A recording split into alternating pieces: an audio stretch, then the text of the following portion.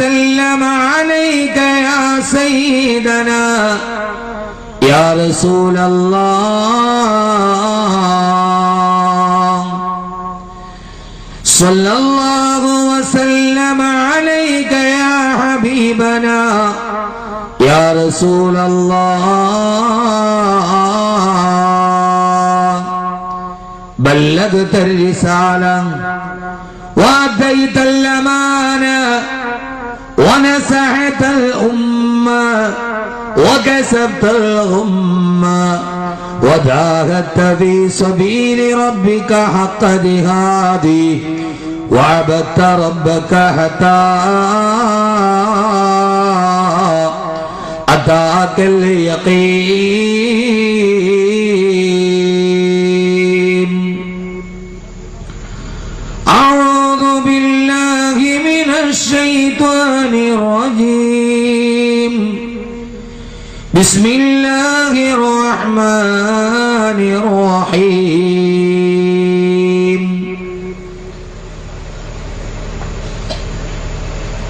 فإذا نفخ في الصور فصعق من في السماوات ومن في الأرض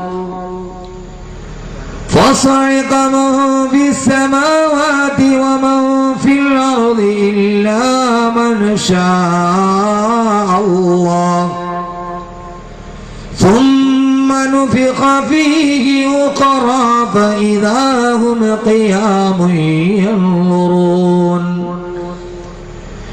وأشرقت الأرض بنور ربها ووضع الكتاب وجيء بالنبيين والشهداء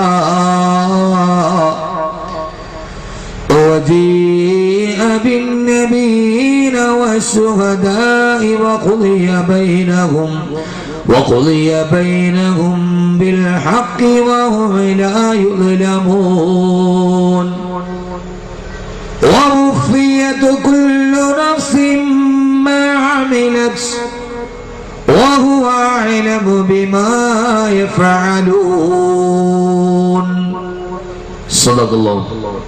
صدق الله مولانا العلي العظيم وقال نبينا وحبيبنا ورسولنا وقائدنا وأسوتنا محمد صلى الله عليه وسلم تعيشون كما تموتون وتنامون كما تبعثون أو كما قال شفيعنا رسول الله صلى الله عليه وسلم صدق رسوله النبي المصطفى الأمين عليه وعلى آله وأهل بيته أفضل الصلوات وأزكى التسليم صلوا عليه وسلموا تسليما وعليك حبي يا رسول الله وعليك حبي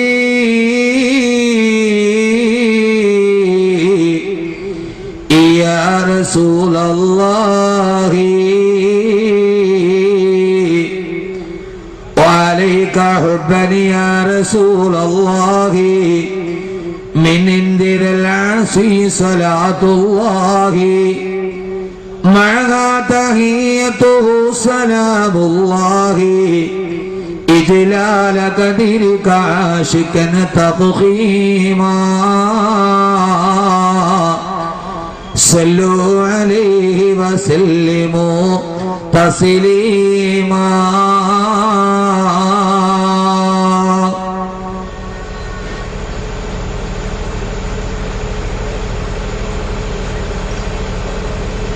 ഖബറിന്റെ ആഴം സ്നേഹിതാ നീ നോക്ക് അതിൽ നിന്നെ മെല്ലെ ഇറക്കലും ഒന്നോർക്ക് ഖബറിന്റെ ആഴം സ്നേഹിതാ നീ നോക്ക് അതിൽ നിന്നെ മെല്ലെ ഇറക്കലും ഒന്നോർക്ക് പെരുങ്കല്ല് മുകളിൽ വെച്ചു മിനുഹാ തൊട്ട് ഓതിയിട്ടു മണ്ണും ഇട്ട് സ്ഥലവും വീട്ട്. പെരുങ്കല്ല് മുകളിൽ വെച്ചു മിനുഹാ തൊട്ട് ഓതിയിട്ടു മണ്ണും ഇട്ട് സ്ഥലവും വീട്ട്.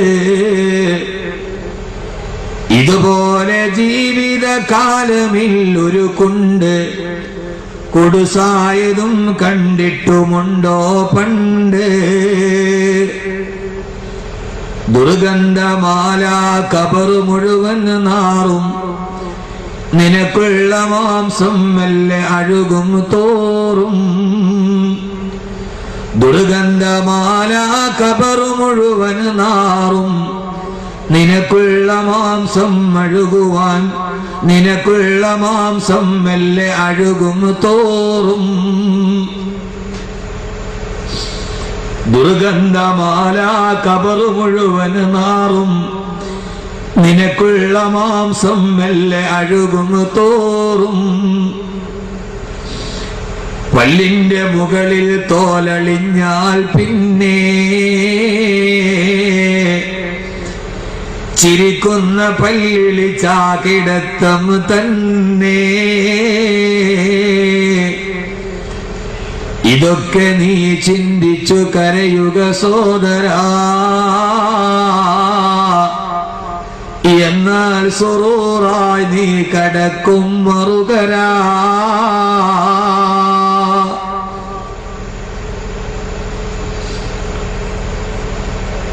സമാദരണനും ബഹുമാന്യനുമായ ഈ നാടിന്റെയും ഈ ഒരു വലിയ ജനാവലിയുടെയും മനസ്സിന്റെ ആദരവ് മുഴുവനും ഏറ്റുവാങ്ങിയതിലൂടെ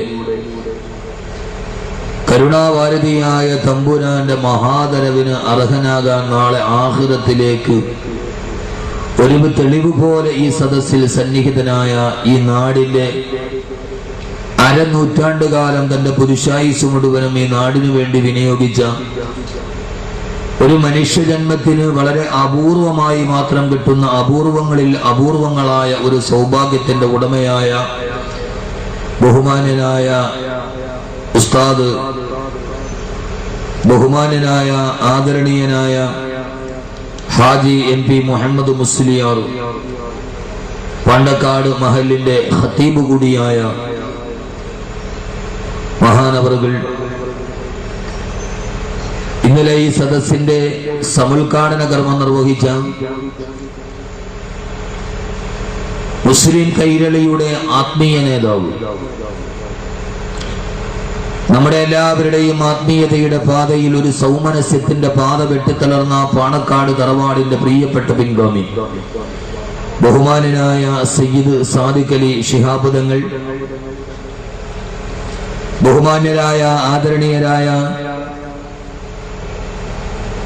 ഞാൻ ഏറ്റവും സ്നേഹിക്കുകയും ആദരിക്കുകയും ബഹുമാനിക്കുകയും ചെയ്യുന്ന എന്റെ പ്രിയപ്പെട്ട പിതൃസമാനനായ സ്നേഹവാത്സല്യങ്ങൾ എനിക്ക് പകർന്നു തന്ന ബഹുമാനനായ ഈ നാടിന്റെ എല്ലാ നന്മകളിലും തന്നാൽ കഴിയുന്നതിനപ്പുറത്ത് മുമ്പിൽ നിന്ന് ഈ മഹലിന്റെ ഒരു പ്രിയപ്പെട്ട സ്വത്തുകൂടിയായ ബഹുമാനനായ ഇബ്രാഹിം ഹാജി സാഹിബ്, പണ്ടാറക്കാട് മഹല്ല് പ്രസിഡന്റ് അബ്ദുള്ള കുട്ടി ഹാജി, മറ്റ് ജമാഅത്തിന്റെ ഭാരവാഹികൾ, പണ്ടാറക്കാട് മഹല്ല് പ്രവാസി കൂട്ടായ്മയുടെ ചെയർമാൻ എന്നീ സദസ്സിൽ എത്താൻ കഴിയാതിരുന്ന ബഹുമാനനായ PK Abdurahman Sahib, convener PK Muhammed Rafi, രക്ഷാധികാരി RK സുലൈമാൻ സാഹിബ്, ബഹുമാന്യനായ പണ്ടാറക്കാട് മുദരിസ് മുസ്തഫ കാമിലി സഖാഫി, സദർ മുഅല്ലിം സൈദലവി അഹ്സനി, ബഹുമാന്യരായ ഈ മഹല്ലിൽ ഉപവിഷ്ടരായ ബഹുമാന്യനായ അബുദാബി KMCയുടെ പ്രമുഖനായ പ്രവർത്തകൻ കൂടിയായ എന്റെ പ്രിയപ്പെട്ട സുഹൃത്ത് ബഹുമാന്യനായ ഖമറുദ്ദീൻ സാഹിബ്, ബഹുമാന്യനായ മുഹമ്മദ് അലി അൻവരി, ഉമർ മുസ്ലിയാർ, ഈ സദസ്സിൽ തങ്ങളുടെ സാന്നിധ്യം കൊണ്ട് ഈ പുണ്യമായ സദസ്സിനെ അതിലേറെ വരിഷ്ഠവും വൈശിഷ്ട്യവുമാക്കിയ പ്രിയപ്പെട്ട എൻ്റെ പണ്ഡിത സുഹൃത്തുക്കളെ, പ്രിയ സഹോദരങ്ങളെ, സഹോദരിമാരെ, അസ്സലാമു അലൈക്കും വറഹ്മത്തുള്ളാഹി തആല വബറകാതുഹു. ഇതര സഹോദര സമുദായത്തിൽപ്പെട്ട ആരെങ്കിലും ഈ ശബ്ദം ശ്രവിക്കുന്നുവെങ്കിൽ അവർക്ക് എൻ്റെ ഇസ്ലാമിക തത്വാധിഷ്ഠിത അഭിവാദനങ്ങൾ. പരമകാരുണികനും പരമദയാലുവും പരമാധിപതിയും പരമാധികാരിയും പരമാധിനാഥനുമായ അല്ലാഹു സുബ്ഹാനഹു വ തആല ഈ പുണ്യമായ സദസ്സിന്റെ പവിത്രതയും പരിശുദ്ധതയും പരിപാവനതയും കൊണ്ട് നമ്മുടെ കഴിഞ്ഞുപോയ ജീവിതത്തിൽ സംഭവിച്ചു പോയ എല്ലാ പാപങ്ങളും അല്ലാഹു വിട്ടുപുറത്തു മാപ്പാക്കി തരുമാറാകട്ടെ. ശിഷ്ടമുള്ള ജീവിതം പാപങ്ങളിൽ നിന്ന് ഒഴിഞ്ഞു മാറി അല്ലാഹുവിനും അവന്റെ പ്രവാചകനും വഴിപ്പെട്ട് ജീവിക്കുവാൻ ആദ്യമായി എന്നോടും ശേഷം നിങ്ങളോടും ഞാൻ വസിയ്യത്ത് ചെയ്യുകയാണ്. കരുണാമയനായ അല്ലാഹു സുബ്ഹാനഹു വ തആല നമ്മിൽ നിന്ന് മരണപ്പെട്ടു പോയ നമ്മുടെ മാതാപിതാക്കൾ, ബന്ധുമിത്രാദികൾ, സഹോദരി സഹോദരന്മാർ, ദുആ കൊണ്ട് നമ്മോട് വസിയ്യത്ത് ചെയ്തവർ, ഇൽമിന്റെ വഴികളിൽ നമ്മുടെ സഹായികളായിരുന്നവർ, നമ്മുടെ അഭ്യുദയാകാംക്ഷികൾ, നമ്മുടെ ഈ നന്മയുടെ വഴിത്താരയിലേക്ക് കടത്തിക്കൊണ്ടുവന്ന നമ്മുടെ പ്രിയപ്പെട്ട ഉസ്താദന്മാർ, അല്ലാഹു അവരുടെ എല്ലാവരെയും കബറിടങ്ങളെ വിശാലമാക്കുമാറാകട്ടെ.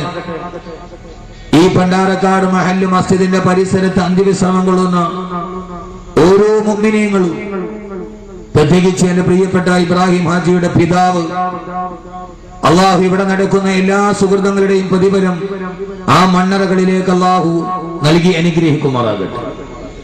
അല്ലാഹുവിന്റെ പരലോക ജീവിതം സുഖത്തിൽ നൽകി അല്ലാഹു അനുഗ്രഹിക്കുമാറാകട്ടെ എന്ന ദുആയോടുകൂടി ലോകാവസാനം ഒരു വെളിപ്പാടകരെ എന്ന പ്രഭാഷണത്തിന് ശേഷം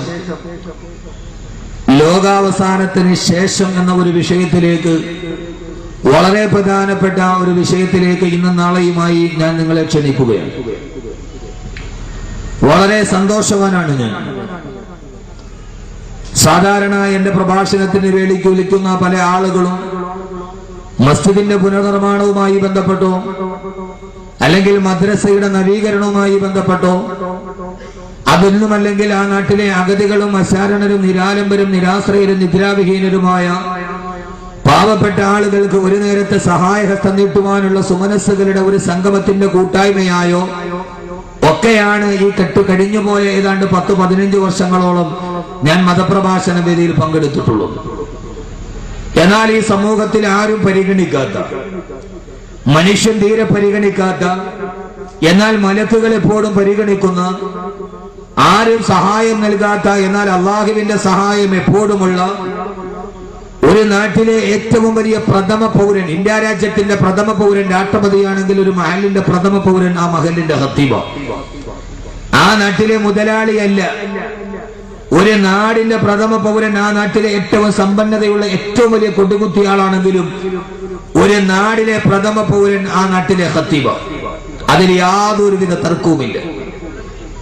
അദ്ദേഹം സൗന്ദര്യത്തിൽ കുറഞ്ഞവനാണെങ്കിലും സമ്പത്തിൽ കുറഞ്ഞവനാണെങ്കിലും ഒരു നാടെടുത്താൽ ആ നാട്ടിലെ ഏറ്റവും വലിയ സർവാദരണീയനായ മനുഷ്യൻ, ആ നാട്ടിലെ ഖുത്ബ നിർവഹിക്കുന്ന, ജുമഅക്ക് ഇമാമത്ത് നിർവഹിക്കുന്ന ആ നാട്ടിലെ ഖത്തീബാണ് എന്ന കാര്യത്തിൽ തർക്കമില്ല. എന്നാൽ എല്ലാവരും അവഗണിക്കുന്ന ഒരു ഇമാമിനെ, തന്റെ പുരുഷായുസിന്റെ അർദ്ധപകുതിയല്ല അള്ളാഹു നൽകിയ ആയുസിന്റെ ഏറ്റവും പ്രധാനപ്പെട്ട ഒരു ഭാഗം മുഴുവനും വിശുദ്ധമായ പള്ളിയുടെ മിഹ്റാബിന്റെ മുമ്പിൽ ആയിരക്കണക്കിന് വിശ്വാസികൾക്ക് നേതൃത്വം കൊടുക്കാൻ കഴിയുക എന്ന് കൊതിച്ചാൽ തന്നെ നമുക്കിനി നേടാൻ കഴിയാത്ത ഒരു ഏറ്റവും വലിയ അനുഗ്രഹം ചെയ്ത മഹലിലെ ഖത്തീബിനെ ആദരിക്കാൻ ആ നാട്ടിലെ പ്രവാസി കൂട്ടായ്മയുടെ നേതൃത്വത്തിൽ ഒരു മഹല്ല് ആഗ്രഹിക്കുന്നു എന്ന ആവശ്യം എന്നോട് എന്റെ പ്രിയപ്പെട്ട സുഹൃത്ത് ഇബ്രാഹിം ഹാജി പറയുമ്പോ ഞാൻ യാതൊരുവിധ മറുപടിയും കൊടുക്കാതെ പറഞ്ഞത് ഇൻഷാ അല്ലാഹ് പരിപാടിയിൽ ഞാൻ പങ്കെടുക്കാമെന്ന്. കാരണം 50 വർഷം ഒരു മഹലിൽ ഒരാൾ ഖത്തീമായിട്ടിരുന്നാൽ ആ മനുഷ്യൻ ഒരു വലിയാണ് എന്നാണ് എന്റെ അഭിപ്രായം. അസാമാന്യ കറാമത്തില്ലാത്ത ഒരാൾക്ക് ഒരു മഹലിൽ തന്നെ 50 വർഷം ഇരിക്കാൻ കഴിയില്ല. ഞാൻ ബാക്കിയാത്തിൽ നിന്ന് ബിരുദം നേടി വെളിയിലിറങ്ങി മഹലിലെ ഖത്തീബായി ജോലി നോക്കാൻ തുടങ്ങിയിട്ട് ഏതാണ്ട് 10 വർഷമേ ആയിട്ടുള്ളൂ. ഇപ്പൊ നാലാമത്തെ പള്ളിയാണ്. എന്ന് നമ്മൾ ഓതുന്നത് പോലെ ഇസ്തിഖ്റാർ ഉണ്ട് എന്ന് തീരുമാനിക്കുന്ന സമയത്ത് തന്നെ ഇന്ത്യക്കാലുണ്ടാകുന്ന ജോലിയാണ് മഹല്ല് ഖത്തീബിന്റെ ജോലി. 50 വർഷക്കാലം ഈ നാട്ടിലെ ആളുകൾക്ക് അദ്ദേഹത്തിനോട് മനസ്സിലൊരു അതൃപ്തി ഉണ്ടായില്ല എന്നതിന്റെ അടയാളമാണ് അദ്ദേഹത്തെ 50 വർഷത്തിന്റെ സേവനത്തിന്റെ അടയാളമായി ഈ നാട് ആദരിക്കാൻ തീരുമാനിച്ചത്. അത്യാവശ്യം ഒരു കറാമത്ത് ഇല്ലെങ്കിൽ അങ്ങനെ ഒരു മഹല്ലിന്റെ ഖത്തീബാവാൻ കഴിയില്ല. കറാമത്ത് എന്ന് പറഞ്ഞാൽ ചത്തകോടിയെ പറപ്പിക്കൽ മാത്രമല്ല, തന്റെ ഹൃദയത്തെ കോപം വരുമ്പോൾ പിടിച്ചു നിർത്താൻ കഴിയുന്നതാണ് ലോകത്തിലെ ഏറ്റവും വലിയ കറാമത്തെന്ന് ഞാൻ പറയും.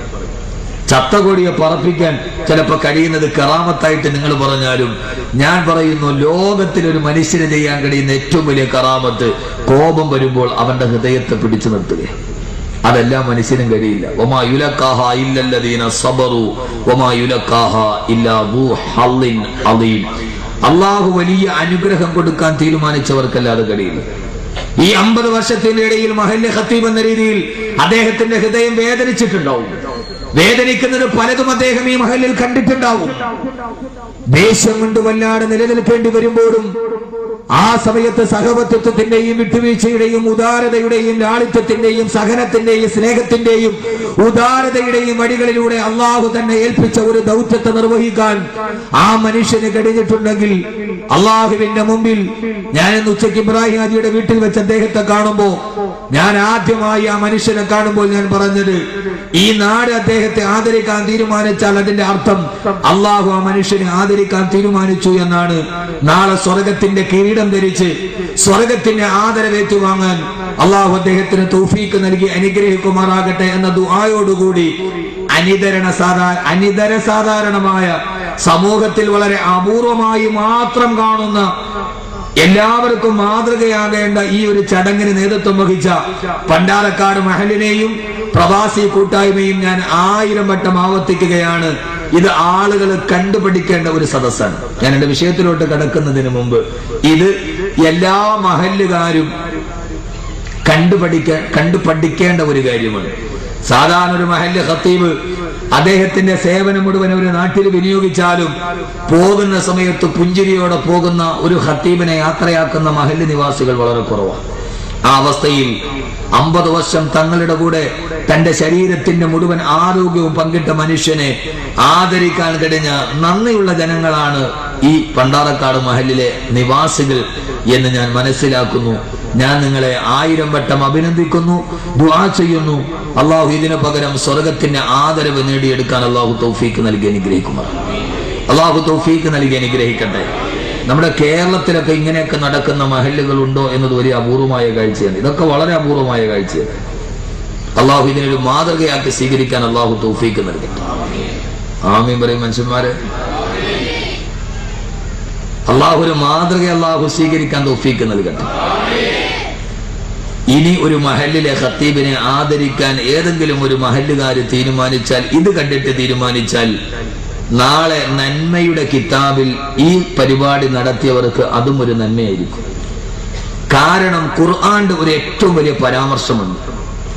നമ്മൾ ചെയ്യുന്നത് മാത്രമല്ല നമ്മുടെ നന്മയുടെ കിതാബിൽ അല്ലാഹു രേഖപ്പെടുത്തും.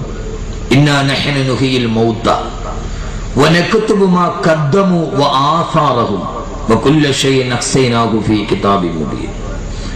അല്ലാഹു പറയുന്നു, അവർ ചെയ്യുന്ന പ്രവർത്തനങ്ങളും അവർ ചെയ്യുന്നത് കണ്ട് ആരൊക്കെ ചെയ്തോ ആസാറഹും, ആസാറ് ഭൂമിയിൽ ഉണ്ടാക്കുക എന്നത് വളരെ പ്രധാനപ്പെട്ടതാണ്. നമ്മളൊരു നന്മ ചെയ്താൽ ആ നന്മയെ പിന്തുടർന്ന് ആരൊക്കെ ആ നന്മ ചെയ്തോ അത് മുഴുവനും നമ്മുടെ നന്മയുടെ കിതാബിൽ അല്ലാഹു രേഖപ്പെടുത്തുമെന്ന് വിശുദ്ധമായ ഖുർആൻ തന്നെ നമ്മെ ആശ്വസിപ്പിക്കുമ്പോ ഇൻഷാ അല്ലാഹ് നാളെ നന്മയുടെ കിതാബിൽ ഇങ്ങനെ ഒരു ആസാറുൽ അർളി വഅമറൂഹ, നടന്നു പോകുന്ന ഭൂമിയിൽ കാൽപ്പാടുകൾ പിന്നിട്ടിട്ട് പോകാൻ കഴിയുന്നവൻ മഹാനായ മനുഷ്യനാണ്. അള്ളാഹു നമ്മളെ അങ്ങനെ ആക്കി തീർക്കുമാറാകട്ടെ. ഈ സദസ്സിനെയും ഇതിനു വേണ്ടി നേതൃത്വം നൽകിയവരെയും അള്ളാഹു അങ്ങനെ തന്നെ സ്വീകരിക്കുമാറാകട്ടെ എന്ന ദുആയോടുകൂടി വളരെ പരിമിതമായ സമയത്തിന്റെ ഉള്ളിൽ ലോകാവസാനത്തിന് ശേഷം എന്ന ബൃഹത്തായ ഒരു വിഷയം 2 ദിവസം കൊണ്ട് പറഞ്ഞവസാനിപ്പിക്കാൻ കഴിയുന്നതല്ല. ലോകാവസാനം ഒരു വെളിപ്പാടകലെ എന്ന എന്റെ വളരെ പ്രധാനപ്പെട്ട ഒരു വിഷയത്തിന് ശേഷം അതിന്റെ തുടർച്ചയായി ഞാൻ ചെയ്യുന്ന ഒരു പ്രഭാഷണമാണ് ലോകം അവസാനിച്ചതിന് ശേഷം പിന്നെ എന്താണ്? ഇതെല്ലാം അവസാനിക്കും, എല്ലാത്തിനും ഒരു അന്ത്യമുണ്ടാകും. കുല്ലുമൻ അലൈഹ ഫാൻ, എല്ലാം തകരും, ഈ പ്രപഞ്ചമേ ഇല്ല. അതിനുശേഷം പിന്നെ എന്താണ്? അള്ളാഹു മനസ്സിലാക്കാൻ തൗഫീഖ് നൽകട്ടെ. ഈ വിഷയം 2 ദിവസം കൊണ്ട് തീരുമെന്ന് എനിക്ക് ഉറപ്പില്ല. നാളെ എവിടെ വെച്ച് നിൽക്കുന്നു അവിടെ വെച്ച് വീണ്ടും തുടങ്ങാനേ കഴിയൂ. കാരണം ഈ വിഷയം ബൃഹത്തായ ഒരു വിഷയമാണ്. അതിന്റെ ആമുഖം ഇൻഷാ അല്ലാഹ് ഇവിടെ നിന്ന് പറഞ്ഞ് നമ്മൾ ഇന്ന് തുടങ്ങുകയാണ്. അള്ളാഹു ആ വിഷയം പൂർണ്ണമായി പഠിക്കാനും നാളെ നമ്മുടെ അന്ത്യയാത്ര ശുഭകരമാക്കുവാനും പരലോകത്തിലെ ഏറ്റവും വലിയ സൗഭാഗ്യശാലികൾ ഉൾപ്പെടുവാനും അള്ളാഹു നമുക്ക് എല്ലാവർക്കും തൗഫീഖ് നൽകി അനുഗ്രഹിക്കുമാറാകട്ടെ. റബ്ബ് സുബ്ഹാനഹു വ തആല മരണശേഷമുള്ള ജീവിതം ഏറ്റവും സുഖകരമാകുന്ന മുത്തഖീങ്ങളിൽ അള്ളാഹു നാം ഏവരെയും ഉൾപ്പെടുത്തി അനുഗ്രഹിക്കുമാറാകട്ടെ എന്ന ദുആയോടുകൂടി നിങ്ങളുടെ എല്ലാവരെയും അനുമതിയോടെ ഞാൻ ഈ വിഷയത്തിലോട്ട് കിടക്കുകയാണ്. അള്ളാഹു നാം ഏവരെയും സ്വീകരിക്കുമാറാകട്ടെ. എല്ലാ കസേരകളും പൂർത്തിയാക്കിയിരിക്കുക. വരുന്ന ആളുകൾ പുറകിലുള്ള കസേരകളിലോട്ട് ഇരുന്നോട്ടെ. ഇടയ്ക്ക് കസേരകളൊന്നും ഒഴിവുണ്ടാക്കണ്ട. അവരവരുടെ അടുത്തുള്ള കസേരകൾ പൂർത്തിയാക്കി ഇടുക. ഇനി വരുന്ന ആളുകൾ പുറകിലുള്ള കസേരകളിലോട്ട് ഇരിക്കട്ടെ.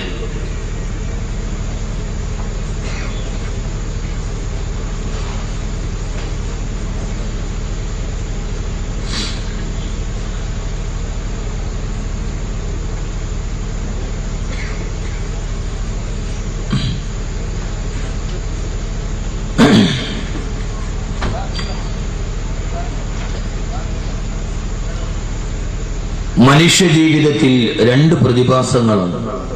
ഒന്ന് ജനനം, മറ്റൊന്ന് മരണം. ഈ 2 പ്രതിഭാസങ്ങളുടെ ഇടയിലാണ് മനുഷ്യായുസിന്റെ ഗമനമുണ്ടാവുക. ജനനത്തോടുകൂടി ആരംഭിക്കുന്ന മനുഷ്യ ജീവിതം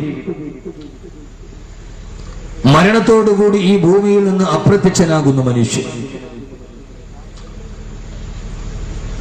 തുടക്കത്തിൽ പ്രത്യക്ഷനാവുകയും അവസാനത്തിൽ അപ്രത്യക്ഷനാവുകയും ആരും കാണാത്ത ഒരു ലോകത്തിലേക്ക് നടന്നു പോവുകയും ചെയ്യുന്ന മനുഷ്യായുസാണ് ഈ പ്രപഞ്ചത്തിലെ ഏറ്റവും പ്രധാനപ്പെട്ട ജീവിയായ മനുഷ്യന്റെ ജീവിതത്തിന് ആകത്തുക എന്ന് അല്ലാഹുവിന്റെ വിശുദ്ധമായ ഖുർആനിലെ ഏറ്റവും പ്രധാനപ്പെട്ട സൂക്തങ്ങൾ നമ്മെ പഠിപ്പിക്കുന്നുണ്ട്.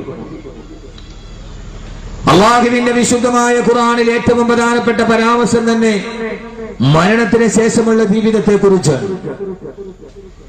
ഈ ഭൗതികമായ ജീവിതത്തെ കുറിച്ച് അല്ലാഹുവിന്റെ വിശുദ്ധമായ ഖുർആൻ വളരെ സവിസ്തരം ചർച്ച ചെയ്യുന്നേയില്ല.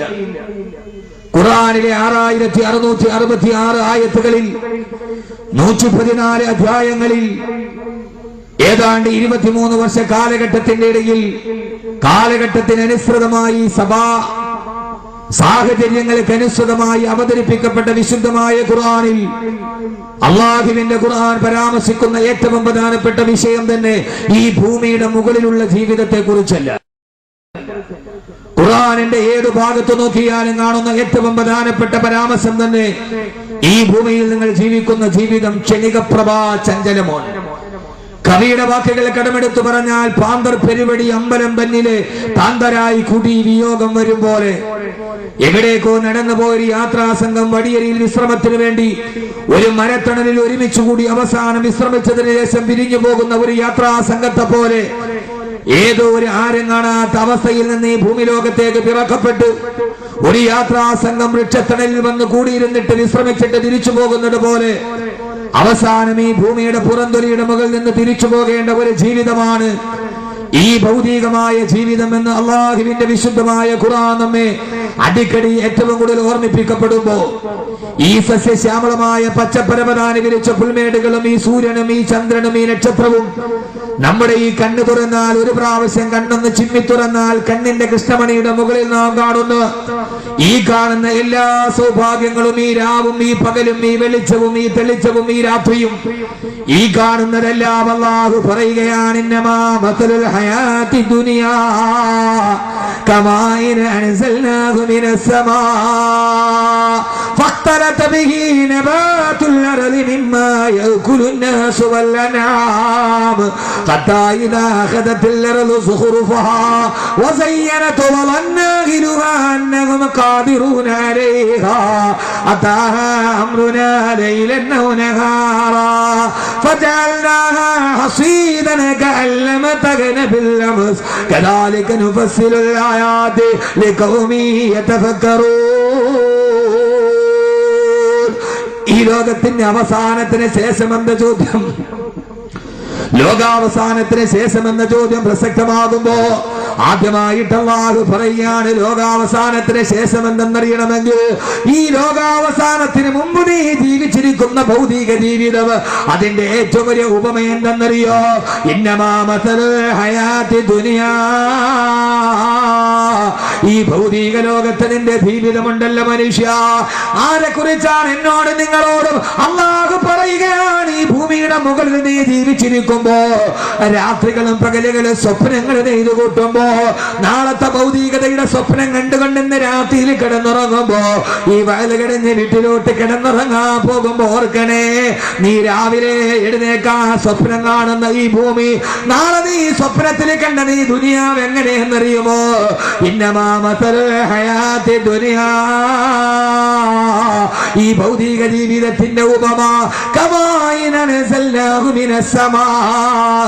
വരണ്ടുണങ്ങി നിൽക്കുന്ന വയലേലകളിലേക്ക് വല്ലാത്ത സൂര്യന്റെ ചൂടേറ്റ് എല്ലാം കരിഞ്ഞ് തരിപ്പണമായി ഉരുണ്ട് കിടക്കുന്ന വരണ്ട് കിടക്കുന്ന വയലേലകളിലേക്ക് ആകാശത്തിന്റെ ഗർഭപാത്രം തുറന്ന് പെയ്തുറങ്ങുന്ന ഒരു മഴത്തുള്ളിയെ പോലെയാ. നിങ്ങൾക്കറിയാമല്ലോ, തൃശ്ശൂർ അമല ഹോസ്പിറ്റലിന്റെ ഭാഗത്ത് നിന്ന് ഇവിടേക്ക് സുന്ദരമായി യാത്ര ചെയ്യുമ്പോ നമ്മുടെ ഈ സുന്ദരമായ പണ്ടാറക്കാടിലേക്ക് എത്തുന്നതിന് മുമ്പ് ഇടത്തും വലത്തും വിശാലമായി കിടക്കുന്ന കണ്ണിനിമ്പം നൽകുന്ന സസ്യശ്യാമളമായ വലിയ ഒരു വയലേലകൾ രണ്ട് ഭാഗത്ത് നിങ്ങൾ കാണാറില്ലേ? ഈ മഴക്കാലമല്ലാത്ത വേനൽക്കാലത്ത് അതിന്റെ അവസ്ഥ എന്താ? സൂര്യന്റെ കഠിനമായ ചൂടുകളേറ്റ് നെൽക്കതിരുകൾ മുഴുവനും വാടിക്കിടന്ന് എല്ലാം കരിഞ്ഞ് തരിപ്പണമായി വിണ്ടുകീറിയ വയലേലകളിലേക്ക് ആകാശത്തിലേക്ക് കാർമേഘം ഉരുണ്ടുകൂടുകയാണ്, മിന്നൽ പിണരുകൾ പായുകയാണ്. വരണ്ടുണങ്ങി കിടക്കുന്ന ഭൂമിയിലേക്ക് സജീവിത നൽകിക്കൊണ്ട് വെള്ളത്തുള്ളികളെ താഴോട്ട് കിടന്നു വരുമ്പോ അല്ലാഹു പറയുകയാണ് ഈ ഭൗതിക ജീവിതത്തിന്റെ ഉപമ എങ്ങനെയാ? കമായിന അൻസൽനാഹു മിനസ് സമാഇ ഫഖ്തലത ബിഹി നബാതുൽ അർദി മിമ്മാ യഅകുലുൻ നാസു വല്ലനാം.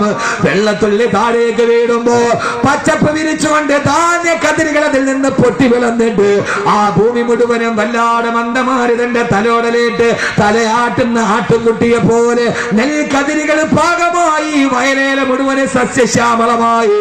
ഒരു ദിവസം പോകുമ്പോ വയലിന്റെ കർഷകൻ കാണുന്നതെന്താ?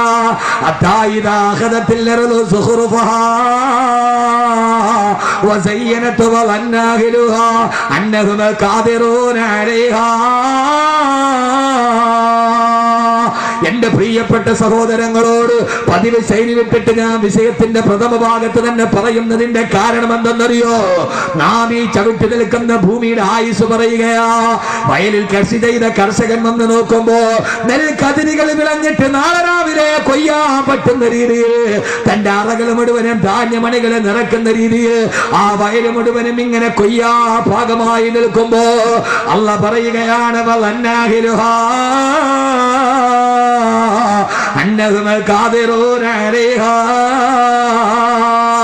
നാളെ രാവിലെ പണിക്കാരുമായി വന്ന് ഈ വയല് കൊയ്തിട്ട് അതിന്റെ ധാന്യം മുഴുവനും വീടിന്റെ മുമ്പിൽ കൊണ്ടുപോയി അത് അടിച്ചു പരത്തി അരിയാക്കി കമ്പോളത്തിൽ കൊണ്ടുപോയി വെച്ച് കിട്ടുന്ന നോട്ടുമായിട്ട് തിരിച്ചു വരണമെന്ന സ്വപ്നം കണ്ട് ആ വയലിന്റെ ഉടമസ്ഥന് രാത്രിയിൽ പോയി നാളെ രാവിലെ കൊയ്യുന്ന വയല് സ്വപ്നം കണ്ടു കഴിയുമ്പോ പടച്ച റബ്ബ് പറയുകയാണ്, ആകാശത്തെ പടച്ച, ഭൂമിയെ പടച്ച, കാറ്റിനെ പടച്ച, കടലിനെ പടച്ച, ഈ കാണുന്ന എന്നെയും നിങ്ങളെയും പഠിച്ച കാക്കയെ പടച്ച, മരം കുത്തിയെ പടച്ച, കുയിലിനെ പടച്ച, വെട്ടുകിളിയെ ഉറുമ്പിനെ പടച്ച തമ്പുരാൻ പറയുകയാ. രാത്രിയിൽ സ്വപ്നം കണ്ടുകൊണ്ട് കർഷകൻ കിടന്നുറങ്ങുമ്പോ അതാഹ്റുനാ ലൈലനാ നഹാറാ, അന്ന് രാത്രിയിൽ എന്റെ തീരുമാനം വന്നപ്പോ അന്ന് രാത്രിയിൽ പടച്ച തമ്പുരാന്റെ തീരുമാനം വന്നപ്പോ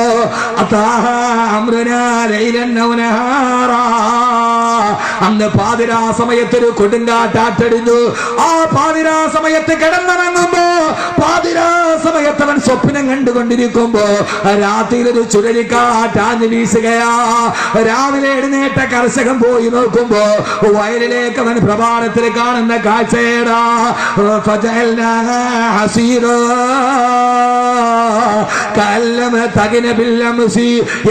ഒറ്റക്കാടിന് പറയാൻ കഴിയാത്ത MD വാസുദേവൻ നായരുടെ തൂലികയിൽ വരാത്ത, ലോകത്തിന്റെ ഒരു സാഹിത്യകാലത്തിന് വിവരിക്കാൻ കഴിയാത്ത ഏറ്റവും ഒരു ഉപമയോടെ ഈ ദുനിയാവിന്റെ ഉപമ പടച്ചറബ് പറന്നു വരികയാ.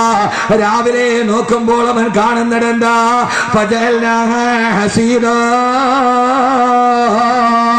കൊടുങ്കാട്ടടിച്ചിട്ട് സർവ്വതും തകർന്ന് ധരിപ്പണമായി. ഒരു ധാന്യ കതിര് പോലും എടുക്കാനില്ലാതെ ഖുർആന്റെ വാക്കുകൾ കടമെടുത്ത് പറഞ്ഞാൽ കല്ലെന്ന് തകിന ബില്ലംസി. ഇന്നലെ അങ്ങനെ ഒരു ഭൂമി അവിടെ ഇല്ലാത്തതുപോലെ, ഇന്നലെ അങ്ങനെ ഒരു വയൽ അവിടെ ഇല്ലാത്തതുപോലെ എല്ലാം തകർന്ന് ധരിപ്പണമാകുമ്പോ എന്തേ സഹോദരങ്ങളെ വിശ്വസിക്കാൻ കഴിയുന്നില്ല? ഒരു കാറ്റടിച്ച് വീശിയിട്ടൊരു വയല് തകരുന്നത് എന്തേ വിശ്വസിക്കാൻ കഴിയുന്നില്ല? കഴിഞ്ഞ ദിവസമല്ലേ കേരളം മുഴുവനും 3 മിനിറ്റ് ഒരു ചുഴലിക്കാറ്റാന്ന് വീശിയപ്പോ വൻമരങ്ങൾ പോലെ തോർത്തുകൊണ്ട് പിരിഞ്ഞതുപോലെ പിരിഞ്ഞു പോയില്ലേ? കേരളം മുഴുവനും ഒരു കൊടുങ്കാറ്റ് 3 മണിക്കൂറല്ല, 30 മണിക്കൂറല്ല, 3 മിനിറ്റ് മാത്രമായിട്ടുള്ള ഒരു കൊടുങ്കാറ്റാന്ന് വീശിയപ്പോ വൻമരങ്ങൾ മുഴുവനും നനഞ്ഞ തോർത്തുകൊണ്ട് പിരിയുന്നത് പോലെ ഒരൊറ്റ പ്രാവശ്യം കണ്ട് കടപിടകി താഴെ വീണു പോയെങ്കിൽ അല്ല പറയുകയാണ്, മോനെ ഈ ലോകത്തിന്റെ അവസാനത്തെ കുറിച്ച് ഓർക്കുക. ഇത് വെറുതെ വയലേലയിൽ രാത്രിയിൽ അടിച്ചു വീശിയ കാറ്റ് പോലെയാണ്. നാളെ രാവിലെ നിന്റെ ബിസിനസ് കാണണമെന്നില്ല, നാളെ രാവിലെ നിന്റെ മക്കളെ കാണണമെന്നില്ല, നാളെ രാവിലെ നിന്റെ വീട് കാണണമെന്നില്ല.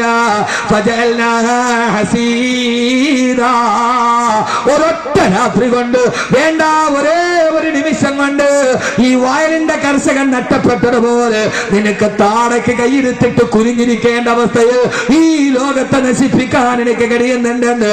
ഇതാണ് ദുനിയാവിന്റെ ഉപമ, ഇതാണ് ദുനിയാവിന്റെ ഉപമ. നമ്മൾ ജീവിച്ചു വച്ചിരിക്കുന്ന കൈവെള്ളയിൽ കെട്ടിപ്പിടിച്ചിട്ടൊരു മനുഷ്യന് പോലും കൊടുക്കാറ് ഏറ്റവും ഒരു ബഹീലായി, ഏറ്റവും ഒരു ലുപ്തനായി എനിക്കും എന്റെ ഭാര്യക്കും എന്റെ മക്കൾക്കും ആസ്വദിക്കാൻ, എനിക്കും ഭാര്യക്കും മക്കൾക്കും ആസ്വദിക്കാൻ കെട്ടിപ്പിടിച്ചിട്ട് കയ്യിൽ വെച്ചതിന്റെ ദുനിയാവില്ലേ, ഈ ലോകമില്ലേ, ഒരൊറ്റ നിമിഷം കൊണ്ട് തകർത്ത് തരിപ്പണമാക്കാൻ കഴിയുമെന്ന് അല്ലാഹുവിന്റെ വിശുദ്ധ ഖുർആൻ. ഇത് ദുനിയാവിന്റെ മാത്രം കാര്യമല്ല, ഇത് ഈ ഭൂമിയുടെ മാത്രം കാര്യമല്ല മോനെ. ഭൂമിയെ നശിപ്പിക്കാൻ മാത്രമല്ല, ഈ ഭൂമിയുടെ മുകളിൽ 10 ലക്ഷം ഭൂമികളെ ഒരേ സമയത്തിട്ട് അമ്മാനമാടാൻ പറ്റുന്ന വലിപ്പമുള്ള ഈ സൂര്യനുണ്ടല്ലോ, നാളെ രാവിലെ നീ ഉറങ്ങിയെഴുന്നേൽക്കുമ്പോ ഈ സൂര്യനെ ചിലപ്പോൾ നീ കാണുകയില്ല.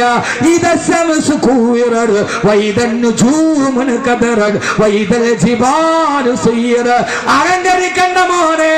എന്ത് കണ്ടിട്ടാണ് അഹങ്കരിക്കുന്നത്? ഈ കാണുന്ന തെങ്ങ് നീ കണ്ടോ? എന്ത് കണ്ടിട്ടാ അഹങ്കരിക്കുന്നത്? ഈ കാണുന്ന വടവൃക്ഷം കണ്ടോ? ആ വൃക്ഷത്തിന്റെ താഴ്ഭാഗത്ത് ഈ തെങ്ങൊന്ന് മറിക്കണമെങ്കിൽ ആളുകളെ വിളിച്ചു കൊണ്ടുവന്നാൽ ആഴത്തിലൊരു കുഴിയെടുക്കണം. കാരണം ഈ തെങ്ങിന്റെ വേരിങ്ങനെ പടന്നു കിടക്കുകയാ. അതിന്റെ മണ്ണിന്റെ ഭാഗത്തോട്ട് വലിയൊരു വലിപ്പത്തിൽ വലിയ ഒരു കുറ്റി അതിനുണ്ട്. പക്ഷേ പൊന്നുമോനെ, ആ തെങ്ങൊന്ന് മരിച്ചു വിടാ പടച്ചറപ്പിന് സമയം വേണ്ട. ഈ ഭൂമിയുടെ മുകളിൽ കാല് ചവിട്ടി നിൽക്കുന്ന നിന്റെ കാൽപ്പാടത്തിന്റെ താഴെ ഒരു വേരില്ലടാ. നിനക്ക് കാൽപ്പാടത്തിന്റെ താഴെ ഒരു കുടിയില്ല. വെറുതെ കാൽപ്പാടം ചവിട്ടി വെച്ചിരിക്കുന്ന നീ ഈ തെങ്ങ്, ഏറ്റവും വലിയ വേരുകളുള്ള തെങ്ങ് കടപിടകി വീടുകയാണ്. ഒരു വേര് പോലും ഇല്ലാത്ത നാളെ ഈ തെങ്ങിനേക്കാൾ വേഗത്തിൽ കടപിടകി വീടുമെന്ന് അല്ലാഹുവിന്റെ വിശുദ്ധ ഖുർആൻ. ഇതിനൊരു അവസാനമുണ്ട്. മോനെ മൈക്കൊന്ന് ശരിയാക്കി.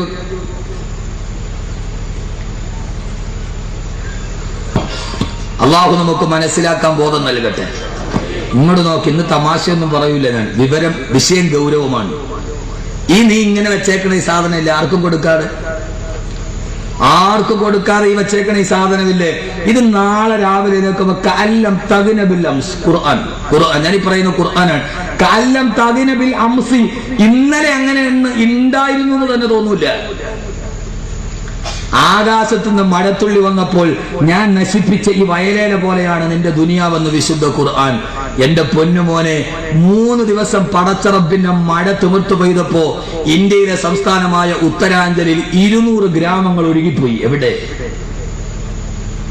200 ഗ്രാമങ്ങൾ 3 ദിവസം പടച്ച റബ്ബിന്റെ മഴ തിമിർത്തു പെയ്തപ്പോ ഉത്തരാഞ്ചലിലെ 200 ഗ്രാമങ്ങൾ ഒഴുകിപ്പോയി. കേരളത്തിന്റെ ചരിത്രത്തിൽ ആദ്യമായി നെടുമ്പാശ്ശേരി എയർപോർട്ട് അടച്ചിട്ടു. അപ്പൊ ലോകാവസാനത്തിന്റെ സമയത്ത് ജലപ്രളയം എന്തായിരിക്കും? ഒന്ന് ആലോചിച്ച് നോക്കാൻ. നാട്ട് നെടുമ്പാശ്ശേരി എയർപോർട്ട് ഒരു 12 മണിക്കൂർ അടച്ചു അല്ലേ? പിറ്റേ ദിവസം 3 മണി വരെ അടച്ചിട്ടപ്പോ ദുബൈയിൽ ബാഗും തൂക്കിയിട്ട് കേരളത്തിലോട്ട് വരാനിരുന്നവൻ ദുബൈയിൽ, ഇവിടെ നിന്ന് ഖത്തറിലോട്ട് പോകാൻ പോയവൻ നെടുമ്പാശ്ശേരിയിൽ. അങ്ങോട്ടും പോകാൻ പടിയില്ല, ഇങ്ങോട്ടും പോകാൻ പടിയില്ല. വാപ്പ അന്ന് മരിച്ചാൽ മോനും മയ്യത്ത് കാണാൻ പറ്റൂല, കാരണം ഫ്ലൈറ്റ് ഇല്ല.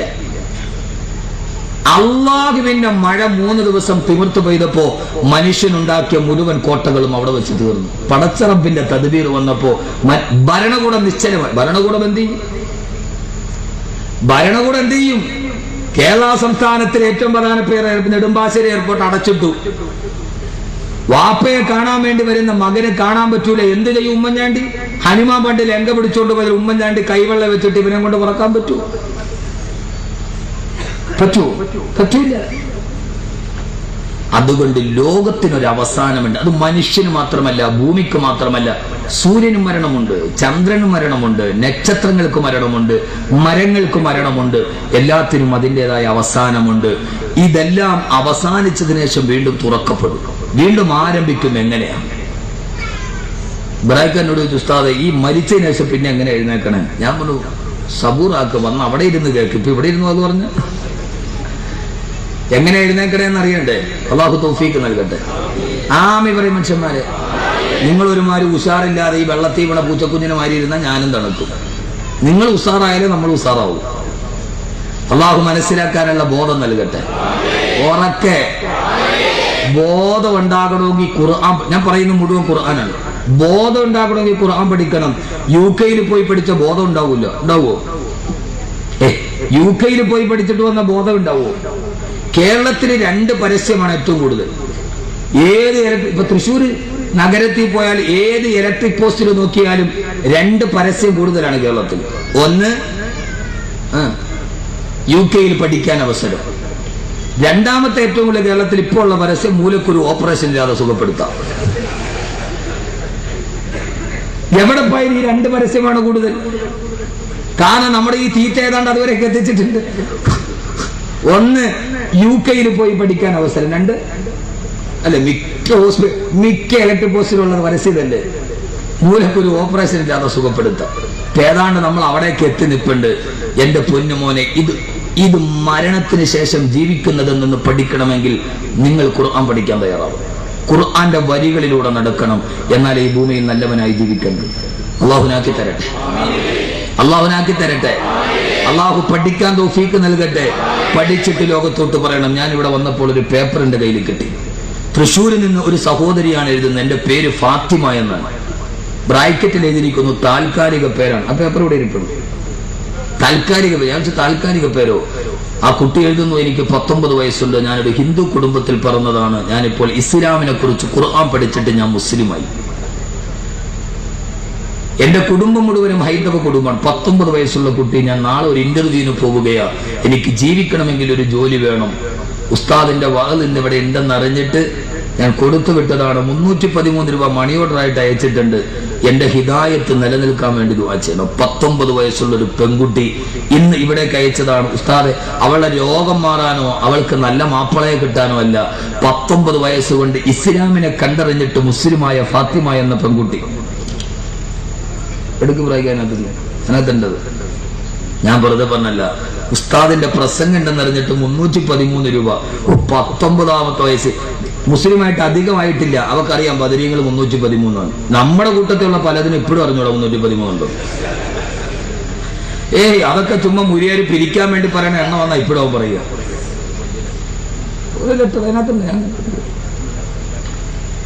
അപ്പോ സഹോദരങ്ങളെ, ഇങ്ങോട്ട് നോക്ക്, വിഷയം കേക്ക്, ഇങ്ങോട്ട് നോക്ക്, നന്നായിട്ട് ശ്രദ്ധിച്ച് കേക്ക്. വെറുതെ അങ്ങ് അകലെന്ന് വന്ന് ഇവരിത്രയും പൈസ ഉണ്ടാക്കിയിട്ട് ഞാൻ എന്തെങ്കിലും പറഞ്ഞിട്ട് പോകാൻ വന്നു, നിങ്ങളെ രസിപ്പിച്ചിട്ട് ചിരിച്ചിട്ട് പോകാൻ വന്നതല്ല ഞാൻ. എനിക്കൊരു ദൗത്യമുണ്ട്, ആ ദൗത്യം പൂർത്തിയാക്കും. അള്ളാഹു തൗഫീക്ക് നൽകട്ടെ, അള്ളാഹു തൗഫീക്ക് നൽകട്ടെ. ഞാനൊരു ദൗത്യം ഏറ്റെടുത്തിട്ടുണ്ട്, ആ ദൗത്യം പൂർത്തിയാക്കുന്നത് വരെ ഞാൻ മുമ്പോട്ട് നടക്കും. കണ്ട, സാക്ഷിയാണ്. അതിന് തന്നെ പേടിയുണ്ടായി.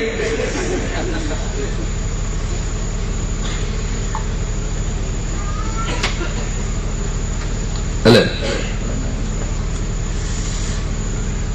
ഇസ്ലാമിക ആശയങ്ങൾ മനസ്സിലാക്കി അതിൽ ആകൃഷ്ടയായി വിശുദ്ധ ഖുർആനും ഹദീസും ജീവിതത്തിൽ പകർത്താൻ ആഗ്രഹിച്ച് ഇപ്പോൾ ഇസ്ലാം മത വിശ്വാസിയാണ് ഞാൻ. ഇത് ലോകത്തിന്റെ അവസ്ഥയാണ്. അള്ളാഹുവിന്റെ വിശുദ്ധമായ ഖുർആനിനെ പഠിക്കാൻ ഇപ്പോഴും അവള് 19ാമത്തെ വയസ്സിൽ മുസ്ലിമായി ഫാത്തിമായി. നമ്മുടെ പാത്തുമ്മ ഇപ്പോഴും മിടുക്കിയാവാൻ നടക്കുക മനോരമയില്. നമ്മുടെ പാത്തുമ്മക്ക്, ഒറിജിനൽ പാത്തുമ്മക്ക് ഇപ്പോഴും ആരായാ മതി? അവക്ക് ദുനിയാവിലെ ചാനലിൽ മിടുക്കിയായാൽ മതി, ഇവക്ക് ആഖിറത്തിൽ മിടുക്കിയാവണം. ഇതാണ് ചാൻസ് മുസ്ലിമും ചോയ്സ്. കാരണം നമ്മുടെ പാത്തുമ്മ ചാൻസ് മുസ്ലിമാണ്, ഈ ഫാത്തിമ ചോയ്സ് മുസ്ലിമാണ്. രണ്ട് മുസ്ലിമീങ്ങളുണ്ട്, ഒന്ന് ചാൻസ് മുസ്ലിം, നമ്മുടെ പാത്തുമ്മ ചാൻസ് മുസ്ലിമ. അവളുടെ ഉമ്മ റംല ആയതുകൊണ്ടും വാപ്പ മുഹമ്മദ് ആയതുകൊണ്ടും അവളെ ഗർഭപാത്രത്തിൽ പറഞ്ഞുകൊണ്ട് അറിയാതെ അവൾ മുസ്ലിമായതാണ്. ഇത് ചോയ്സ് മുസ്ലിമാണ്. ഇവൾ ഇസ്ലാമിനെ ചോയ്സ് ആയിട്ട് തിരഞ്ഞെടുത്തവളാണ്. അവൾക്ക് പിന്നീട് ജീവിതത്തിൽ വല്ലാത്ത ത്രില്ലുണ്ടാവും. അള്ളാഹുവിനെ ആക്കി തരട്ടെ. ഞാൻ വിഷയത്തിന്റെ ഗൗരവം കൊണ്ടാണ് എന്നെ ആമുഖം ഞാൻ ഇങ്ങനെ പറയുന്നത്. ഇത്ര ഡിലേ കൊടുത്തവൻ ഒരു പോയിന്റ്.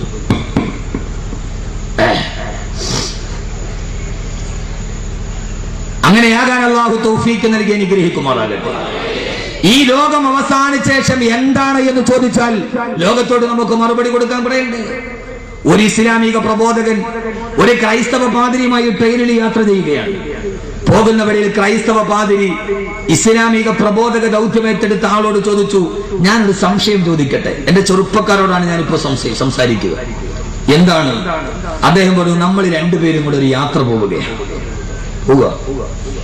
എന്തുകൊണ്ട് ഈ വിഷയം ഞാൻ തെരഞ്ഞെടുത്തു എന്നുള്ളതിന് ചോദിച്ചത്.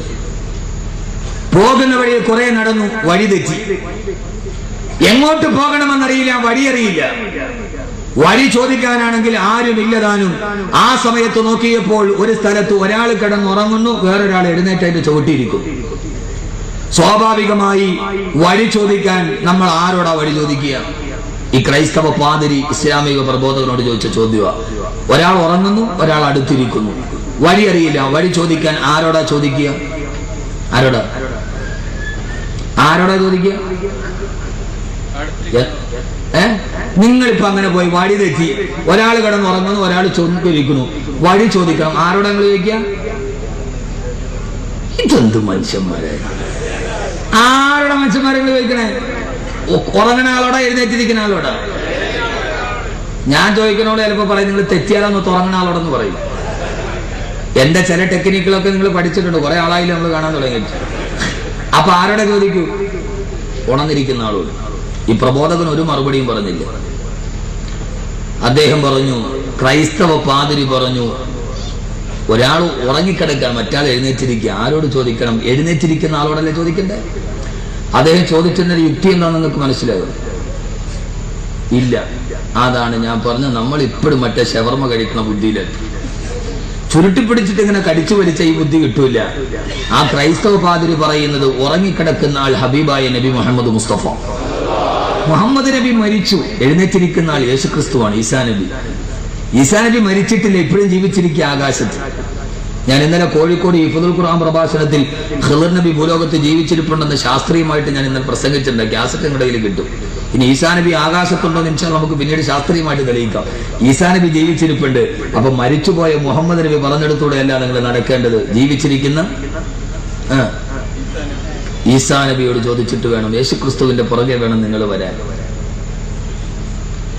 നമ്മളെ മാതിരി മുഖമാഫിയല്ല ചോദിച്ചാൽ ആ ഇസ്ലാമിക പണ്ഡിതൻ പറഞ്ഞു, ഞാൻ പക്ഷെ ഉറങ്ങിക്കിടക്കുന്ന ആൾ എഴുന്നേൽക്കുന്നവരെ കാത്തിരിക്കും, എന്നിട്ട് അദ്ദേഹത്തോട് വഴി ചോദിക്കും.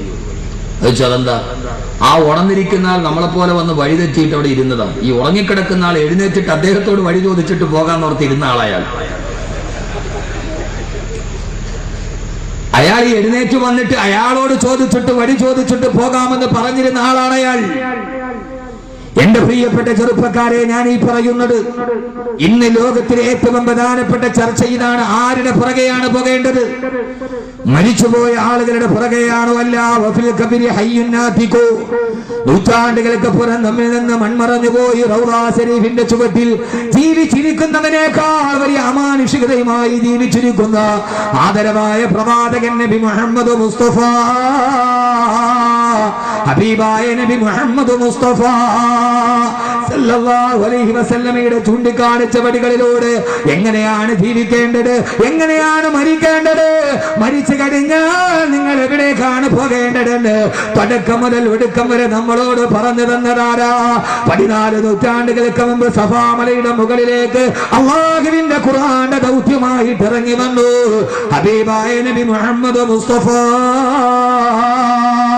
സല്ലല്ലാഹു അലൈഹി വസല്ലമ 6666 ആയത്തുകളുമായി വിശുദ്ധമായ ഖുർആൻ എന്ന ജീവിതത്തിന്റെ വഴികാട്ടിയ കയ്യിലേക്ക് തന്നിട്ട് ആ ഖുർആന്റെ ക്രോഡീകരണം എങ്ങനെയാ?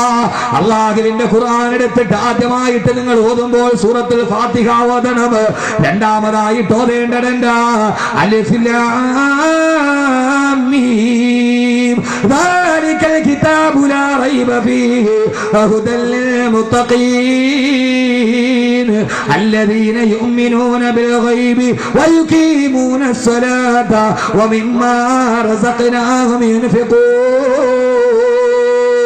ഈ വിശുദ്ധമായ വേദഗ്രന്ഥം, ഈ വേദപ്പൊര് ഏത് വഴിതെറ്റിയവനും വഴിതാണിക്കാൻ കൊടുക്കുന്ന ഈ വിശുദ്ധമായ ഖുർആൻ, ഈ ഖുർആൻ സത്യവിശ്വാസികളുടെ സന്മാർഗമാണ്. ആരാണ് സത്യവിശ്വാസി എന്നറിയോ? അല്ലദീന യുമിനൂന ബിൽ ഗൈബി, അദൃശ്യജ്ഞാനം കൊണ്ട് വിശ്വസിക്കുന്നവന്, ഇതേവരെ കണ്ണുകൊണ്ട് കാണാത്തത് കൊണ്ട് വിശ്വസിക്കുന്നവന്, നാളെ ജീവിക്കാനിരിക്കുന്ന ലോകത്തെ കുറിച്ച് ഈ ദുനിയാവിലിരുന്നേ ചിന്തിക്കാൻ കഴിയുന്നവന്, അവിടേക്കാണ് ഞാൻ നിങ്ങളെ വിളിക്കുന്നത്. ആരാ മുത്തഖിയാരാ? ആരാ മുത്തഖിയാരാ? നിസ്കാരത്തടം നെറ്റിത്തടത്തിൽ വന്നത് കൊണ്ട് മാത്രം തഖ്വയുണ്ടാകണമെന്നില്ല. ഹജ്ജിന്റെ എണ്ണം കൂടിയത് കൊണ്ട് മാത്രം തഖ്വയുണ്ടാകണമെന്നില്ല. ഹുദല്ലിൽ മുത്തഖീൻ, ഹൃദയത്തിനും മാനസത്തിനും ജീവിതത്തിനും വിശുദ്ധിയുള്ള മുത്തഖിയാരാ? അല്ലദീന യുമിനൂന ബിൽ ഗൈബി, അദൃശ്യജ്ഞാനം കൊണ്ട് വിശ്വസിക്കുന്നവന്, ഇതേവരെ കാണാത്ത ലോകത്തെ കുറിച്ച് ഭൂമിയിലിരുന്ന് ചിന്തിക്കാൻ കഴിയുന്നവര്. സഹോദരങ്ങളെ, സഹോദരങ്ങളെ, നാളത്തെ ലാഭത്തെ കുറിച്ചല്ല, നാളെ പടച്ചറമ്പിന്റെ മുമ്പിൽ നിൽക്കുന്ന ലോകത്തെ കുറിച്ച് ഓർത്തിട്ട് ഈ ദുനിയാവിലിരുന്ന് പൊട്ടിക്കരയാൻ കഴിയുന്നവന്. എന്റെ പ്രിയപ്പെട്ട പെങ്ങള്, 7 മണി മുതൽ 9:30 വരെ എന്ന സീരിയൽ കണ്ടിട്ട് ആ സമയത്ത് ഗ്ലിസറിൻ തേച്ച പെണ്ണിന്റെ കണ്ണിൽ നിന്ന് വന്ന കണ്ണുനീര് കണ്ട് ചാനലിന്റെ മുമ്പിൽ പൊട്ടിക്കരയാണല്ല. അല്ലാഹുവേ, എന്റെ ഹിസാബ് എങ്ങനെയാണ്, എന്റെ സിറാത്ത് എങ്ങനെയാണ്, നാളെ പരലോകത്ത് ഞാൻ വരുമ്പോ പടച്ച റബ്ബേ ഞാൻ ഏത് രീതിയിലാണ് വരിക എന്നോത്തിട്ട് പാതിരാ സമയത്ത് നിസ്കാരപ്പായിലിരുന്ന് പൊട്ടിക്കരഞ്ഞിട്ട് കണ്ണുകൊണ്ട് കാണാത്ത ലോകത്തെ കുറിച്ച് ചിന്തിക്കുന്നവന്, അവനാണ് യഥാർത്ഥ മുത്തഖി എന്ന് അല്ലാഹുവിന്റെ വിശുദ്ധ ഖുർആൻ. തഖ്വല്ലിലാഹി മദാറു കുല്ലി സാദതി വതിബഉഹു വറസു ശർരി ഹബൈലാ, ജീവിതത്തിന്റെ അടിസ്ഥാന ശില. അതുകൊണ്ടല്ലേ സഹോദരങ്ങളെ, നാളെ കുറിച്ച് ചിന്തിക്കാൻ മെനക്കെടാണ്. ഹജ്ജത്തുൽ വിദാഇന്റെ അവസാനത്തെ പ്രവാസനത്തിന് വേണ്ടി ഒട്ടകത്തിന്റെ മുകളിലോട്ട് കാലെടുത്ത് വെക്കുമ്പോ വിശുദ്ധമായ ഖുർആൻ ആയത്തിറങ്ങിയില്ലേ? ഇദാ ജാ നസ്റുല്ലാഹി വൽ ഫത്ഹ്, ഏറ്റവും വലിയ വിജയം വന്ന നബിയെ സ്വന്തം ഒട്ടകപ്പുറത്ത് കയറി ഹജ്ജത്തുൽ വിദാഇന്റെ വാർഷിക സമ്മേളനത്തിൽ തന്റെ പ്രഭാഷണം കേൾക്കാൻ തടിച്ചുകൂടിയ, ഇതേപോലെ ഭാര്യയോടും മക്കളോട് സലാം പറഞ്ഞിട്ട് പ്രഭാഷണം കേൾക്കാമെന്ന, പ്രഭാഷണം കേട്ടിട്ട് തിരിച്ചു വീട്ടിലോട്ട് പോകാൻ തയ്യാറെടുത്ത് വന്ന് 1,24,000 പരം വരുന്ന അനുയായികളോട് അവസാനത്തെ പ്രഭാഷണം നടത്തുമ്പോ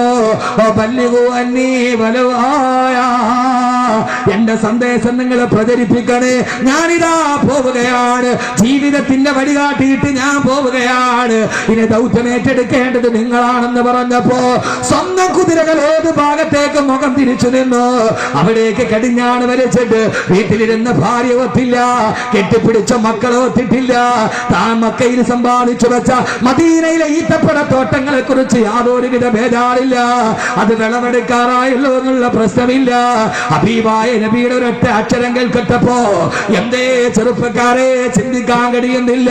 ലോക ചരിത്രത്തിലെ ഏറ്റവും വലിയ പ്രഭാഷണത്തിന്റെ വാചകം പറഞ്ഞത് മാർട്ടിൻ ലൂതർ കിങ് ആണെന്ന് പഠിപ്പിച്ചു കൊടുത്ത ഐ ഹാവ് എ ഡ്രീം എന്ന് പറയുന്ന വാക്കിലൂടെ ലോക ചരിത്രത്തെ വിസ്മയിച്ച മാർട്ടിൻ ലൂതർ കിങ് അല്ല.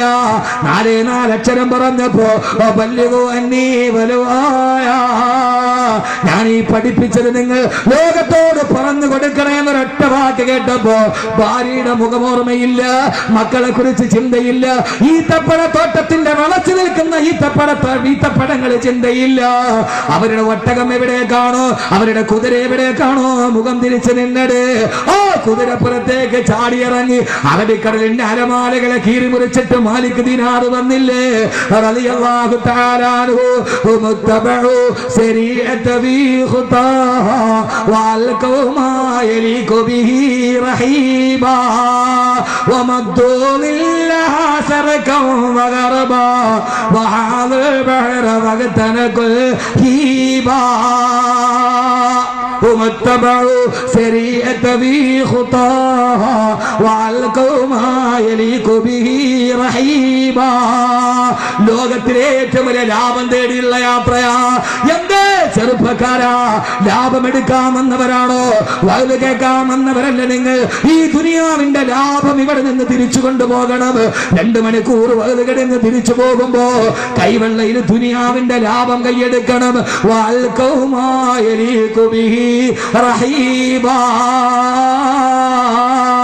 ഇൻഷാ അല്ലാഹ് ഞാനിങ്ങനെ ഗൗരവത്തോടെ പറയുന്നതെന്താ, 2 മണിക്കൂർ കഴിഞ്ഞ് പിരിയുമ്പോ അല്ലാഹുവേ മരിച്ചിട്ട് മലന്ന് കിടക്കുന്ന ലോകത്തിലേക്ക് ലാഭത്തിന്റെ കച്ചവടം നടത്തിയിട്ടാ ഞാൻ ഇവിടെ നിന്ന് ഇറങ്ങിപ്പോയതെന്ന് പറയാൻ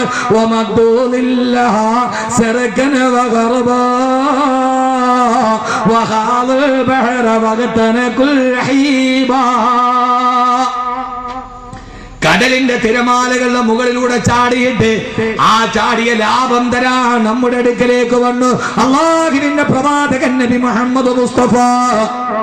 ഹബീബായ നബി മുഹമ്മദ് മുസ്തഫ, ഹബീബായ നബി മുഹമ്മദ് മുസ്തഫ സല്ലല്ലാഹു അലൈഹി വസല്ലമയുടെ പ്രിയപ്പെട്ട സഹാബ. അതുകൊണ്ടാണ് അവര് മരിച്ചിട്ട് കബറിൽ കൊണ്ടുപോയി മണ്ണിട്ട് മൂടി തിരിച്ചു പോയിട്ട് 30 വർഷം കഴിഞ്ഞിട്ട് ഒരു സഹാബിയുടെ കബറ് കുടിച്ചിട്ട് നോക്കുമ്പോ അദ്ദേഹത്തിന്റെ കഫന്നുണിയിലൊരു മൺതരി പറ്റിയിട്ടില്ല. ആരാമോനെ, ഇവരാണ് മണ്ണിന്റെ അടിയിൽ ലാഭമെടുത്തവര്, അവരാണ് ലോകാവസാനത്തിന് ശേഷമുള്ള ജീവിതത്തിന് വേണ്ടി കാത്തുനിന്നവര്. മണ്ണിന്റെ അടിയിലേക്ക് പിടിമണ്ണ് വാരിയിട്ടിട്ട് ആരടി മണ്ണിൽ മരത്തിക്കടത്തിയിട്ട് ഇന്നാ ഖലഖനാകും വഫീഹാ നുഈദുകും വമിൻഹാ നുഖ്രിജുകും താറത്തൻ ഉഖറാ.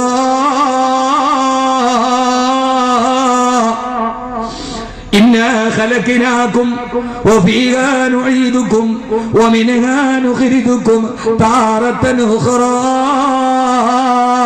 വാപ്പയും മക്കളും കൂടി ഉമ്മയെ കബറടക്കി എല്ലാവരും പിടിമണ്ണ് വാരി വെച്ചിട്ട് മുകളിൽ മീസാൻ കല്ലും വെച്ചു. ഈ പണ്ടാരക്കാട് പള്ളിയുടെ കബർസ്ഥാനില് മീസാൻ കല്ല് നോക്കിയാൽ പിന്നെ കല്ല് കുടിക്കാൻ പറ്റുമോ?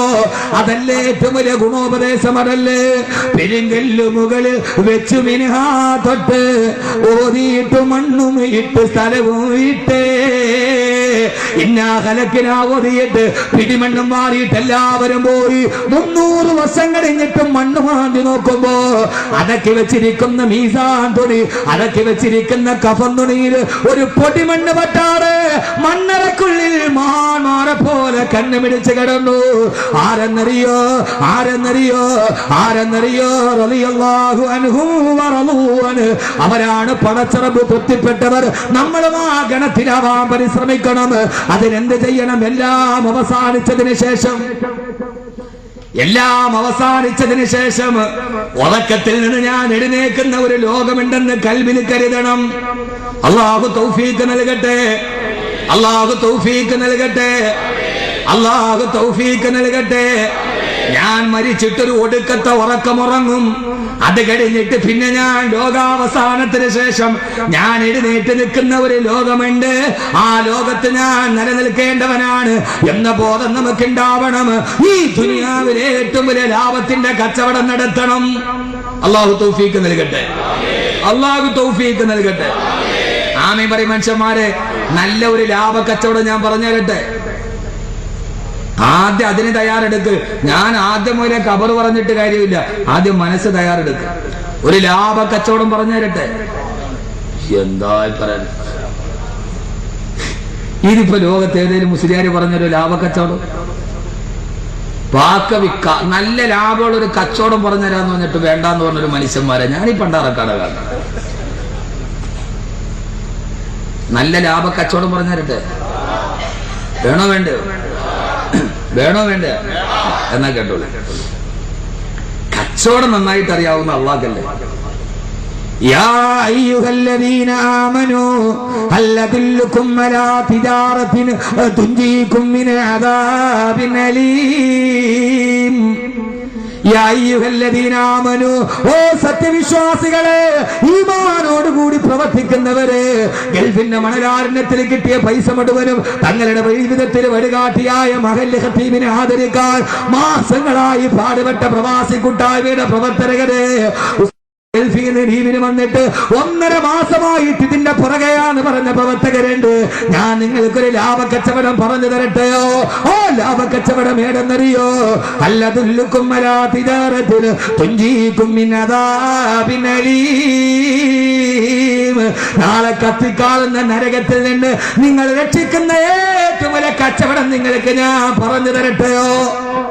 ആ കച്ചവടം ലാഭമാണ്, ഏറ്റവും വലിയ ലാഭ കച്ചവടമാണ്. അള്ളാഹുവിന്റെ റസൂൽ ഹിജറക്ക് പോയി മദീനയിലേക്ക് പോകുമ്പോ സുഹൈബ് റളിയല്ലാഹു തആല അൻഹു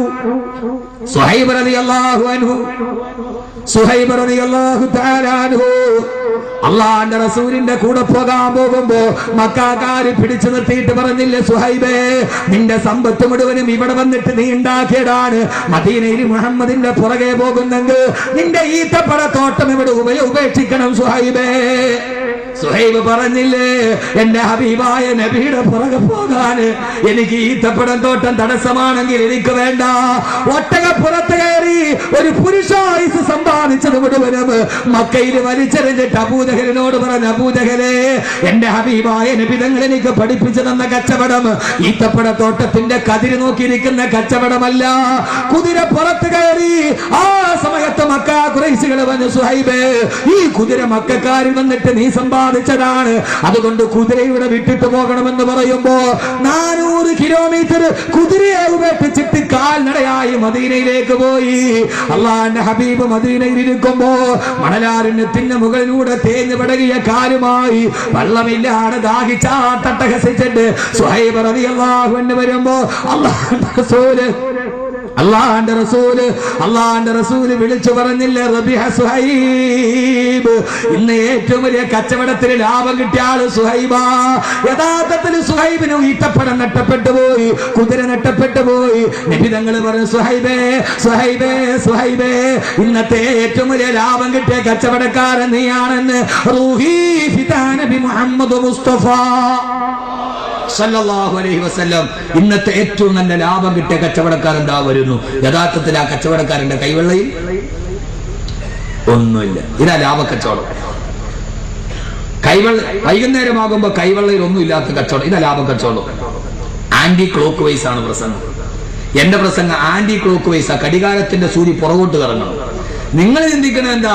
രാവിലെ ഒരു വൈകുന്നേരം വരെ മത്തിക്കച്ചവടം നടത്തിയ, അല്ലെങ്കിൽ കച്ചവടം നടത്തിയ വൈകുന്നേരം കൈവെള്ളയിൽ എത്ര കിട്ടി എന്നുള്ളതാണ് ലാഭം. ഞാൻ പറയുന്നു, ഏറ്റവും നല്ല ലാഭം വൈകുന്നേരം എത്ര കിട്ടിയില്ല എന്നത്.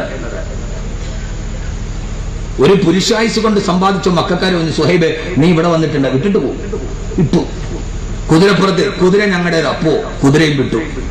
സഞ്ചരിക്കാൻ ഒരു വാഹനമില്ലാതെ കാൽനടയായി 400 കിലോമീറ്റർ മരുഭൂമിയിലൂടെ നടന്നു സുഹൈബ്. മിക്കവാറും ഞാൻ ഇന്നത്തോടുകൂടി വാതു തീർക്കും. മുറുക്കാൻ നമ്മൾ തമ്മിൽ പിണങ്ങും. ഇവിടെ വെച്ച പരിപാടി വന്നു. സുഹൈബ് വരുമ്പോ നീ അങ്ങനെ പറ. ഇതെന്താ മനുഷ്യന്മാരെ, നിങ്ങൾക്ക് ക്യാൻസർ പിടിച്ച സുഹൈബ് അങ്ങനെ അമ്മാതിരി ഇമ്മാതിരി. നിങ്ങളിപ്പോ എന്താണ് സുഹൈബ് എന്ന് പറഞ്ഞത് ആരാന്ന് അറിഞ്ഞുകൂടാ? നിങ്ങൾ വിചാരിച്ച ഏതോ മറ്റേ 2 ഭൂരിപക്ഷമുള്ള MLA ആരോ ഒരാളാന്ന് വിചാരിച്ചു. സുഹൈബ് എന്ന് പറഞ്ഞ ആളാരാന്ന് തിരിയണ്ടേ? ആ ഫാത്തിമാനെ അറിഞ്ഞൂടാ, ആയിഷാനെ അറിഞ്ഞൂടാ, സുഹൈബിനെ അറിഞ്ഞൂടാ, റളിയല്ലാഹു അൻഹു അറിയാം. ആകെ നമുക്കറിയാം ഒരു കൽബാണ് ഫാത്തിമ. എന്റെ നാട്ടിലെ റബീഉൽ അവ്വലിൽ മദ്രസയിൽ കുട്ടികൾ കലാപരിപാടി നടത്തി. അപ്പൊ കൊച്ചുകുട്ടി പാട്ടുപാടി. കുറെ വയസ്സന്മാര് കേൾക്കാൻ വേണ്ടി ഫ്രണ്ടിൽ വന്നിരുന്നു. മദ്രസയിലെ കൊച്ചു പെമ്പിള്ളേർ പാട്ട് പാടിയാല് കേൾക്കാൻ ഏതായാലും ചെറുപ്പക്കാർ വരൂല. അവര് വരണമെങ്കിൽ റിമി ടോമി വരണം, റളിയല്ലാഹു അൻഹു എന്ന് പറയല്ലേ. കൊച്ചു കുട്ടികൾ വന്ന കുറെ വയസ്സന്മാര് കേൾക്കാൻ പറ്റും. അപ്പൊ കുട്ടി അന്നത്തെ ഒരു പാട്ട് പാടി, നല്ല ഹിറ്റ് പാട്ട്. നെഞ്ചിനുള്ളിൽ നീയാണ്, കണ്ണടച്ച നീയാണ്. നീ പാട്ട് പാടാറില്ലേ? ബാക്കി എങ്ങനെ?